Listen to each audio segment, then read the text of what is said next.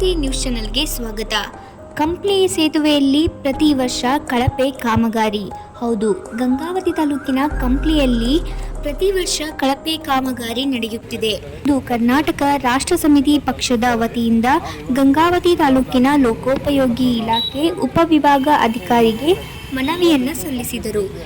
ಅದು ದುರಸ್ತಿಗಳಾಗಿರುತ್ತದೆ. ಅದನ್ನು ಬರೀ ಡಾಮೀಕರಣವನ್ನು ಮಾಡಿ ಒಂದು 8 ವರ್ಷ 10 ವರ್ಷಗಳಿಂದ ಚೆನ್ನಾಗಿರ್ತಿತ್ತು. ನಾವು ಮತ್ತೆ ಡಾಮೀಕರಣ ಮಾಡಿ ಇವರು ಕಳಪೆ ಮಾಡ್ತಾ PW ಅವರು ಇದು ಮಾಡ್ತಾಯಿದ್ದಾರೆ. ಹಂಗಾಗಿ ನಾವೊಂದು ಇವತ್ತು 75% ಗಂಗಾವತಿ ತಾಲೂಕು ಸಂಬಂಧಪಟ್ಟ ಕೊಪ್ಪಳ ಜಿಲ್ಲೆಗೆ, ಉಳಿಕೆಯನ್ನು ಬಳ್ಳಾರಿಗೆ ಸೇರ್ಪಡಾಗುತ್ತೆ.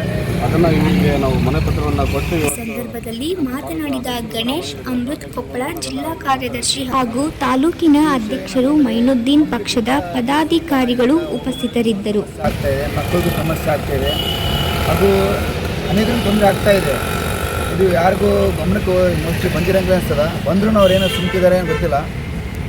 ಇದು ಇವರು ಯಾರಪ್ಪ ಶಾಸಕರಾಗಲಿ, ಕಂಪ್ಲಿ ಶಾಸಕರಾಗಲಿ, ಗಂಗಾವತಿ ಶಾಸಕರಾಗಲಿ ಇದು ಜಾಸ್ತಿ ಇದ್ರ ಬಗ್ಗೆ ಗಮನ ವಹಿಸಿ ಅದು ಏನಾಯ್ತದೆ ಅದು ಕೆಲಸ ಜಲ್ದಿ ಮಾಡಿಕೊಡ್ಬೇಕಂದ್ರೆ ದಯವಿಟ್ಟು ವಿನಂತಿ ಮಾಡ್ಕೊತಾ ಇದ್ದೀವಿ. ನೆಕ್ಸ್ಟ್ ಅದ್ರ ಬಗ್ಗೆ ನಾವು ವಿಚಾರಣೆ ಮಾಡ್ತೀವಿ ಅಂತ ಕೂಡ ಹೇಳಿದ್ದಾರೆ. ನಾವು ಲೆಟರ್ ಕೊಟ್ಟ ಮೇಲೆ ಒಂದು ವೀಕ್ ಟೈಮಿಂಗ್ ಇರುತ್ತೆ. ಅಷ್ಟೊಳಗಡೆ ಅವರು ಅದನ್ನು ಎನ್ಕ್ವೈರಿ ಮಾಡಬೇಕಾಗತ್ತೆ. ಬಟ್ ಅಲ್ಲಿವರೆಗೂ ನಾವು ರೆಸ್ಪಾನ್ಸ್ ಮಾಡೋಕ್ಕಾಗಲ್ಲ. ಒಂದು ವೀಕ್ ಆದ ನಂತರ ಮತ್ತೆ ನಾವು ರೆಸ್ಪಾನ್ಸ್ ಮಾಡಬೇಕು.